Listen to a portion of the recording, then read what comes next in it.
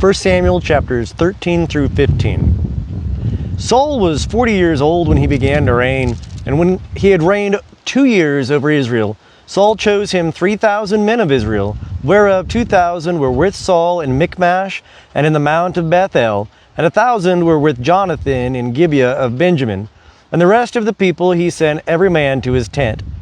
And Jonathan smote the garrison of the Philistines that was in Gibeah, and the Philistines heard of it. And Saul blew the trumpet throughout all the land, saying, Let the Hebrews hear.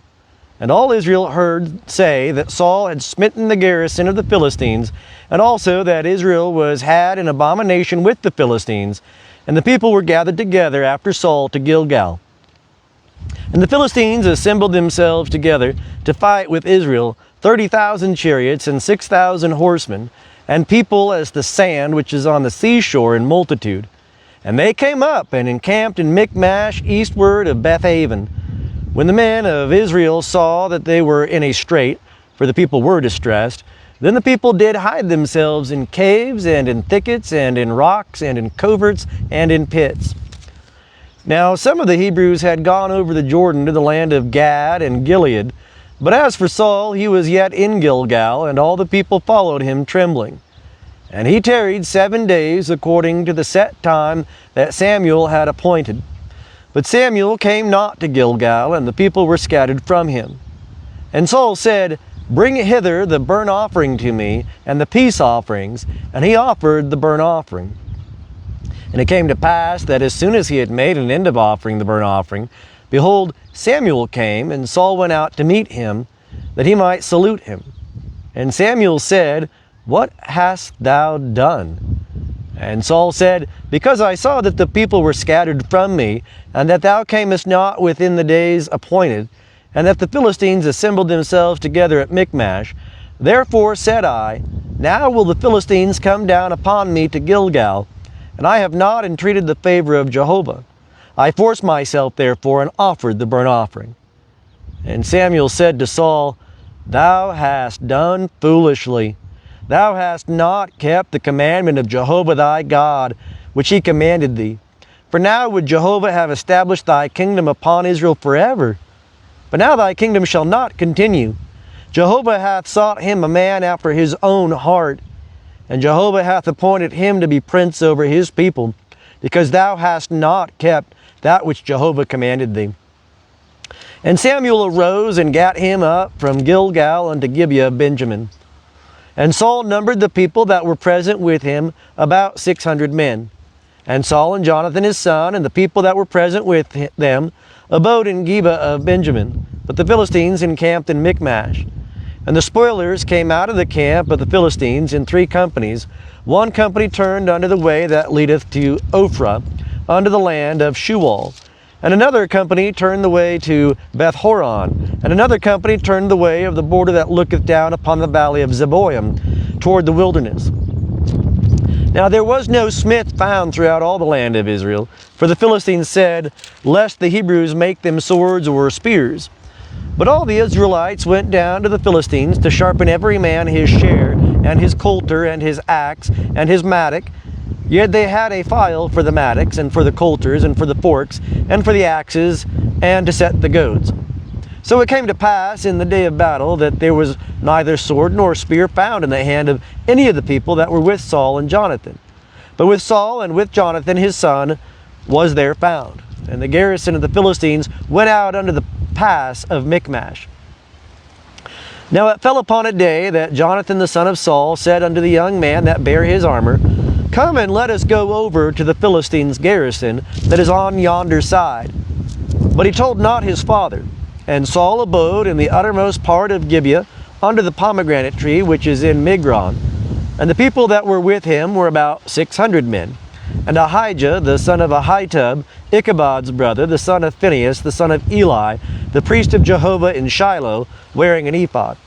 And the people knew not that Jonathan was gone, and between the passes, by which Jonathan sought to go over unto the Philistines' garrison, there was a rocky crag on the one side, and a rocky crag on the other side. And the name of the one was Bozez, and the name of the other Seneh. The one crag rose up on the north in front of Michmash, and the other on the south in front of Gibeah.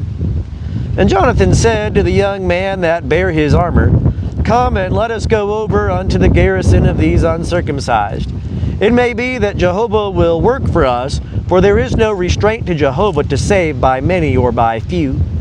And his armor bearer said unto him, Do all that is in thy heart. Turn thee, behold, I am with thee according to thy heart. Then said Jonathan, Behold, we will pass over unto the men, and we will disclose ourselves unto them. If they say thus unto us, Tarry until we come to you, then we will stand still in our place, and will not go up unto them. But if they say thus, Come up unto us, then we will go up, for Jehovah hath delivered them into our hand, and this shall be the sign unto us. And both of them disclosed themselves unto the garrison of the Philistines. And the Philistines said, Behold, the Hebrews come forth out of the holes where they had hid themselves. And the men of the garrison answered Jonathan and his armor-bearer, and said, Come up to us, and we will show you a thing. And Jonathan said unto his armor-bearer, Come up after me, for Jehovah hath delivered them into the hand of Israel. And Jonathan climbed up upon his hands and upon his feet, and his armor-bearer after him, and they fell before Jonathan, and his armor-bearer slew them after him. And that first slaughter which Jonathan and his armor-bearer made was about 20 men, within as it were half a furrow's length in an acre of land. And there was a trembling in the camp, in the field, and among all the people, the garrison and the spoilers, they also trembled, and the earth quaked, so there was an exceeding great trembling. And the watchmen of Saul and Gibeah of Benjamin looked, and behold, the multitude melted away, and they went hither and thither. Then said Saul unto the people that were with him, Number now, and see who is gone from us. And when they had numbered, behold, Jonathan and his armor-bearer were not there. And Saul said unto Ahijah, Bring hither the ark of God. For the ark of God was there at that time with the children of Israel. And it came to pass, while Saul talked unto the priest, that the tumult that was in the camp of the Philistines went on and increased. And Saul said unto the priest, Withdraw thy hand. And Saul and all the people that were with him were gathered together, and came to the battle. And behold, every man's sword was against his fellow, and there was a very great discomfiture. Now the Hebrews that were with the Philistines as before time, and that went up with them unto the camp from the country round about, even they also turned to be with the Israelites that were with Saul and Jonathan. Likewise all the men of Israel that had hid themselves in the hill country of Ephraim, when they heard that the Philistines fled, even they also followed hard after them in the battle. So Jehovah saved Israel that day, and the battle passed over by Bethaven. And the men of Israel were distressed that day, for Saul had adjured the people, saying, Cursed be the man that eateth any food until it be evening. And I be avenged on mine enemies. So none of the people tasted food. And all the people came into the forest, and there was honey upon the ground. And when the people were come unto the forest, behold, the honey dropped, but no man put his hand to his mouth, for the people feared the oath. But Jonathan heard not when his father charged the people with the oath. Wherefore he put forth the end of the rod that was in his hand, and dipped it in the honeycomb, and put his hand to his mouth, and his eyes were enlightened. Then answered one of the people, and said, Thy father straitly charged the people with an oath, saying, Cursed be the man that eateth food this day. And the people were faint. Then said Jonathan, My father hath troubled the land. See, I pray you, how mine eyes have been enlightened, because I tasted a little of this honey. How much more if haply the people had eaten freely today of the spoil of their enemies which they found? For now hath there been no great slaughter among the Philistines. And they smote of the Philistines that day from Michmash to Aijalon. And the people were very faint, and the people flew upon the spoil, and took sheep and oxen and calves, and slew them on the ground, and the people did eat them with the blood. Then they told Saul, saying, Behold, the people sin against Jehovah, in that they eat with the blood. And he said, Ye have dealt treacherously. Roll a great stone unto me this day.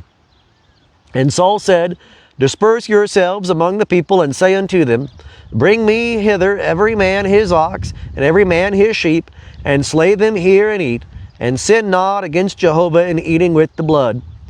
And all the people brought every man his ox with him that night, and slew them there.